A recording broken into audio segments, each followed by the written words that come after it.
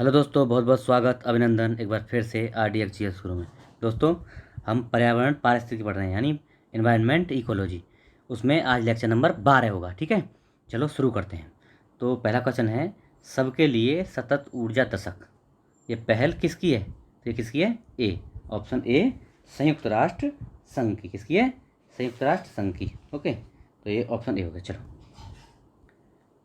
भारत में धारणीय विकास के दृष्टिकोण से विद्युत उत्पाद का सबसे अच्छा स्रोत कौन सा है विद्युत उत्पादन के लिए? तो बताओ कौन सा है इनके हिसाब से? तो जल विद्युत होगा ना। इसमें कौन सा होगा? ऑप्शन सी, जल विद्युत सबसे हिसाब बढ़िया है। चलो अगला देखते हैं। निम्नलिखित में से कौन सी जैविक मात्रा में सर्वाधिक उपयोग की जाती है? जैविक मात्रा में, तो इनमें से बताओ। जैविक मात्रा में पूछ रहा है, तो इनमें से कौन सी जैविक मात्रा में सबसे ज़्यादा यूज की जाती है? इन सब में से परमाणु ऊर्जा, भूतापी ऊर्जा, ज्वारी ऊर्जा है तो सभी, लेकिन सबसे ज़्यादा कौन? तो सौर ऊर्जा सबसे ज़्यादा यूज की जा रही है। बी ऑप्शन है। अगला, 100% सौर ऊर्जा पर चलने वाला भारतवर्ष का पहला केंद्र शासित प्रदेश कौन सा है? दीव, है ना। कौन सा बना? दीव बना था। चलो अगला देखते हैं, कब बना था ये बना था 2018 में। चलो अगला देखते हैं, जैव ईंधन के संबंध में निम्न में से कौन सा कथन सत्य नहीं है? इसके जैव ईंधन के बारे में बताना है। ठीक है, तो बताओ। जैव ईंधन पारिस्थितिकी अनुकूल होता है, जैव ईंधन लागत प्रभावी होता है, जैव ईंधन ऊर्जा संकट के समाधान में योगदान दे सकता है, जैव ईंधन मक्का से भी बनता है। तो ये इसमें बी वाला जो है ना, ये गलत है। क्यों? लागत प्रभावी नहीं होता, इसमें लागत ज़्यादा आती है, इसलिए बी ऑप्शन गलत है। अगला, निम्न के में से कौन सी बायोडीजल की फसल है? देखो, बायोडीजल की फसल पूछनी है, कौन सी है? बहुत फेमस है, जेट्रोफा। जेट्रोफा बायोडीजल की फसल है। अब बताना अगला, नीचे 4 ऊर्जा फसलों के नाम दिए हैं, इनमें से किस एक की खेती एथेनॉल के लिए की जा सकती है? एथेनॉल के लिए, ओनली एथेनॉल, है ना, बाकी बायोडीजल नहीं, एथेनॉल के लिए। तो मक्का की जा सकती है। अभी रिसर्च बता रहे हैं कि मक्का की खेती एथेनॉल के लिए की जा सकती है। बाकी और जो है ये इन सब की खेती बायोडीजल के लिए, जैसे जेट्रोफा, पोंगामिया, सूरजमुखी, इनकी जेट्रोफा के उसके लिए बायोडीजल के लिए और एथेनॉल के लिए केवल मक्का की। इनमें से बी ऑप्शन है। जीव भार गैसीकरण को भारत में ऊर्जा संकट के धारणीय हलों के रूप में समझा जा सकता है। निम्न में से कौन से कथन सही है? इनमें से बताना है उसके जीव भार गैसीकरण के बारे में, है ना। तो बताओ, पहला है, नारियल आवरण, मूंगफली का छिलका और धान की भूसी का उपयोग जीव भार गैसीकरण के लिए किया जा सकता है। किया जा सकता है क्या? एकदम राइट है, किया जा सकता है। जीव भार गैसीकरण द्वारा जनित ज्वलनशील गैसों में केवल केवल हाइड्रोजन और कार्बन मोनोऑक्साइड गैस निकलती हैं। केवल ये नहीं निकलती हैं भैया, और भी निकलती हैं। Carbon dioxide, methane, hydrogen, carbon monoxide, ये सब निकलती हैं, इसलिए दो गलत। अगला देखते हैं, जीव भार गैसीकरण द्वारा जनित ज्वलनशील गैसों को ऊष्मा उत्पादन में सीधे उपयोग के लिए, ऊष्मा उत्पादन से सीधे उपयोग के लिए यूज किया जा सकता है, लेकिन इंजनों में नहीं किया जा सकता। तो इंजनों में भी किया जा सकता है, इसलिए ये भी गलत है। इंजनों में भी, डीजल इंजनों को भी, इसमें डीजल इंजनों में भी इसका प्रयोग किया जा सकता है, इसलिए दो और तीन गलत हो गए। Only one is correct. A option हो गया।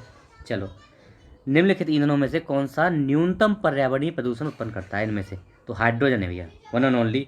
हाइड्रोजन सबसे कम पर्यावरणीय प्रदूषण उत्पन्न करने वाला है ईंधन है। ठीक है, चलो अगला देखते हैं। फ्यूल सेल, मतलब आपको फ्यूल सेल के बारे में बताना है। तो जिसमें हाइड्रोजन, फ्यूल सेल क्या है? जिसमें हाइड्रोजन से समृद्ध ईंधन और ऑक्सीजन का प्रयोग किया जाता है। हाइड्रोजन समृद्ध ईंधन और ऑक्सीजन का प्रयोग किया जाता है विद्युत पैदा करने के लिए। तो ये क्या है, इसके बारे में बताना है। यदि शुद्ध हाइड्रोजन का उपयोग ईंधन के रूप में होता है तो फ्यूल सेल का उप उत्पाद यानी बाई प्रोडक्ट के रूप में ऊष्मा और जल प्राप्त होता है। बाई प्रोडक्ट ये जो है, फ्यूल हाइड्रोजन जो यूज़ करते हैं ना, उसमें बाई प्रोडक्ट मिलता है ऊष्मा और जल। सही है, बिल्कुल राइट। जल मिलता है, ऊष्मा मिलती है। ओके, अगला देखते हैं। फ्यूल सेल का उपयोग भवनों को विद्युत प्रदान करने के लिए किया जाता है, किंतु लैपटॉप, कंप्यूटर जैसी छोटी युक्तों में नहीं। क्यों नहीं हो सकता भाई? जब उसको मिल सकता है भवनों को, तो लैपटॉप कंप्यूटर को मिल जाएगा, इसलिए दो गलत हो गया। फ्यूल सेल प्रत्यावर्ती धारा यानी अल्टरनेटिव करंट के रूप में उत्पन्न होता है फ्यूल सेल से नहीं, ये डीसी है ना, डायरेक्ट करंट पैदा करता है फ्यूल सेल। ठीक है, डीसी देता है, तो इसलिए ओनली वन करेक्ट। सही पूछा है ना, कौन सा है? Only one, A is correct. चलो, सूक्ष्म जैविक प्रौद्योगिकी, सूक्ष्म जैविक ईंधन कोशिकाएं, ये होती कोशिकाएं होती हैं, माइक्रोबियल फ्यूल सेल बोलते हैं इनको, है ना। MFC माइक्रोबियल फ्यूल सेल धारणीय स्रोत समझी जाती है, नहीं सस्टेनेबल स्रोत समझी जाती है। क्यों? क्यों बताना है आपको, क्यों समझी जाती है, अब देख लो। ये जीवित जीवों के उत्प्रेरक के रूप में प्रयुक्त कुछ सबस्ट्रेटों से विद्युतीय उत्पादन करती हैं, मतलब विद्युत उत्पादन करती हैं सबस्ट्रेटों से। सही है, बिल्कुल राइट है। ये विविध प्रकार के अजैव पदार्थ सबस्ट्रेट के रूप में प्रयुक्त होती हैं, ये भी सही है, सही है। ये जल का शोधन और विद्युत उत्पादन करने के लिए अपशिष्ट जल शोधन संयंत्रों के साथ स्थापित की जा सकती हैं, सही है, ये भी सही है। तो तीनों सही है, option D is correct. Okay चलो, निम्नलिखित में से कौन सा एक दुनिया का पहला पहला 100% राज्य है? क्या दुनिया का 100% जैविक राज्य, जैविक? तो बताओ कौन है? सिक्किम। कौन है? सिक्किम बना था 100% जैविक खेती करने वाला, सिक्किम पहला राज्य बना था। ठीक है, 2019 में शायद बना था ये। चलो ठीक हो गया, अगला देखते हैं। भारत में जैविक कृषि के संदर्भ में निम्न कथनों पर विचार करना है। तो देखो, जैविक उत्पादन के लिए राष्ट्रीय कार्यक्रम NPOP बोलते हैं इसको, केंद्रीय ग्रामीण विकास मंत्रालय के मार्गदर्शन में काम करता है। ऐसा सही है क्या? नहीं, तो फिर किसके में काम करता है? वाणिज्य और उद्योग मंत्रालय के अंदर। ये जो है NPOP यानी जैविक उत्पादन के लिए राष्ट्रीय कार्यक्रम, ये वाणिज्य और उद्योग मंत्रालय के अंदर काम करता है, इसलिए पहला हो गया गलत। NPOP क्रियान्वयन के लिए कृषि और प्रसंस्करण खाद्य उत्पाद निर्यात प्राधिकरण यानी एपेडा सचिवालय के रूप में एपेडा सचिवालय के रूप में काम करता है इसमें, NPOP में। ये सही है, एपेडा बिल्कुल सचिवालय के रूप में काम करता है, ये सही है। अगला, सिक्किम भारत का पहला पूरी तरह से जैविक, ये तो बिल्कुल क्लियर, अभी पढ़ी लिया हमने। तो 2 और 3 सही है, सही पूछा है ना, 2 और 3 यानी बी ऑप्शन सही। अगला, कोयला आधारित तापीय बिजली घर अम्ल वर्षा में अंशदायी हैं। ये बोल रहा है जो कोयला वाले बिजली घर हैं वो ताप घर हैं जो अम्ल वर्षा में अंशदायी, अम्ल वर्षा उनसे द्वारा की जाती है। सही है, सही है, ये बात सही है। कोयले के जलने पर कार्बन की ऑक्साइड है, इन कार्बन डाइऑक्साइड निकलती है। कार्बन ऑक्साइड कौन सी है? कार्बन डाइऑक्साइड, कार्बन मोनोऑक्साइड, यही तो है। तो निकलती हैं क्या? ये बिल्कुल निकलती हैं, लेकिन कार्बन डाइऑक्साइड जो है अम्ल वर्षा के लिए उत्तरदायी नहीं है, इसलिए कारण तो सही है, लेकिन इसकी व्याख्या नहीं कर रहा है। क्यों? क्योंकि अम्ल वर्षा किससे होती है? नाइट्रस ऑक्साइड और सल्फर के ऑक्साइड, इन दोनों से ही होती है केवल। तो कौन सा ऑप्शन हो गया? तो इनमें हो गया बी हो गया। कारण सही है, रीजन सही है, मतलब कथन सही है, कारण सही है, लेकिन व्याख्या नहीं है, बी ऑप्शन। अगला, भारत के निम्न के क्षेत्रों में से किसमें भूतापीय ऊर्जा स्रोत नहीं है? इनमें से कहाँ भूतापीय ऊर्जा स्रोत नहीं पाए जाते हैं? तो अब बताओ कि कहाँ नहीं पाए जाते हैं, बताओ कहाँ है? तो गंगा, ये डेल्टा क्षेत्र में, गंगा डेल्टा में है ना, गंगा डेल्टा में नहीं मिलते। कहाँ कहाँ मिलते हैं एक बार देख लो, ये देखो, गोदावरी, हिमालय और पश्चिमी घाट, पश्चिमी तट, ये सब जगह मिलते हैं। और कहाँ कहाँ मिलते हैं देखो, भूतापीय स्रोत कहाँ कहाँ मिलते हैं? हिमालय, खंबात की खाड़ी, सोनाटा बोलते हैं, सोनाटा यानी सोन, नर्मदा, तापी, इस क्षेत्र में मिलते हैं। पश्चिमी घाट में गोदावरी बेसिन, महानदी बेसिन, इन सब जगह मिलते हैं, गंगा घाटी में नहीं मिलते हैं, है ना। अगला, प्रकाश रासायनिक धूम्र कोहरे के बनने के समय निम्न में से कौन सा एक उत्पन्न होता है? जब प्रकाश रासायनिक धूम्र कोहरा बनता है ना, तो क्या उत्पन्न होता है? तो नाइट्रोजन के ऑक्साइड। क्या उत्पन्न होता है? नाइट्रोजन के ऑक्साइड, है ना। कौन सा हो गया? Option B is correct, nitrogen के ऑक्साइड उत्पन्न होते हैं। अगला देखते हैं, सामान्य परिस्थितियों में देखो, सामान्य परिस्थितियों में वातावरण में प्रदूषण उत्पन्न करने वाली गैसें हैं कौन सी हैं?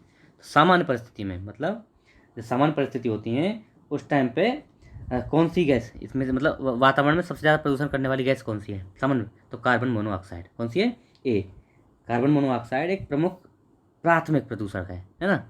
सामान्य परिस्थितियों में वातावरण में प्रदूषण उत्पन्न करने वाली, मतलब सामान्य मतलब प्राथमिक प्रदूषक है ये। कार्बन डाइऑक्साइड ये सामान्य परिस्थितियों में नहीं होती है, और ये कार्बन मोनोऑक्साइड बहुत विषैली होती है और रंगीन होती है। 90% जो है प्राकृतिक स्रोतों से उत्पन्न होती है, 10% जो है मानव जनित स्रोतों से होती है, और उस 10% में 50% जो है वाहनों से उत्पन्न होती है ये कार्बन मोनोऑक्साइड, है ना। ये सही है। चलो अगला देखते हैं, फ्लाई ऐश एक प्रदूषक दहन उत्पाद है जो प्राप्त होता है किसके जलने से? तो कोयले के जलने से तो होता है, लेकिन चारकोल जलने से नहीं भाई, यह है कोल, मतलब कोयला, पत्थर के कोयला जलने से होता है। ए ऑप्शन सही है, कोयला जलने से, पत्थर का कोयला।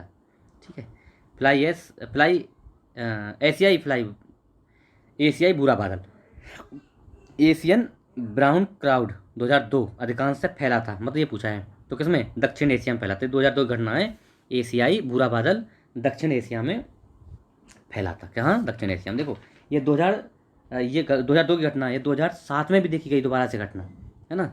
ये क्या होता है? इस घटना में वायु प्रदूषण से जनित भूरे बादल की एक परत बन जाती है, वायु प्रदूषण के कारण भूरे बादल की परत बन जाती है, जो प्रत्येक वर्ष जनवरी और मार्च के बीच में देखी जाती है ना। और यह ज़्यादातर दक्षिण एशियाई क्षेत्र में फैलती है। ठीक है, इसमें सी ऑप्शन सही है। चलो अगला, इंडोर वायु प्रदूषण का सर्वाधिक महत्वपूर्ण कारण इंडोर, तो रेडान गैस। क्या होता है? रेडान गैस बहुत खतरनाक है भाई।